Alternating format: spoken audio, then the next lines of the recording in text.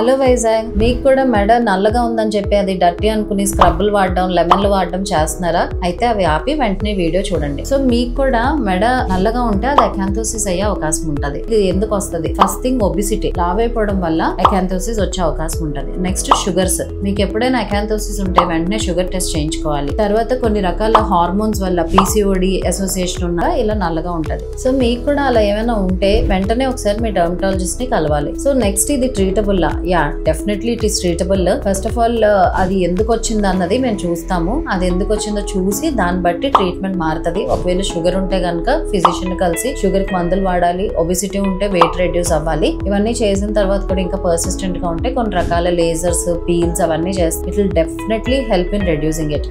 So మీకు కూడా ఇలా మెడ ఏమైనా బ్లాక్ గా ఉంటే అది ఊరికే డర్టీ అనుకుని నెగ్లెక్ట్ చేయొద్దు. వెంటనే మీ డర్మటాలజిస్ట్ ని కలవండి. So basically skin is a reflection of your underlying health. So ఎప్పుడు కూడా నెగ్లెక్ట్ చేయొద్దు.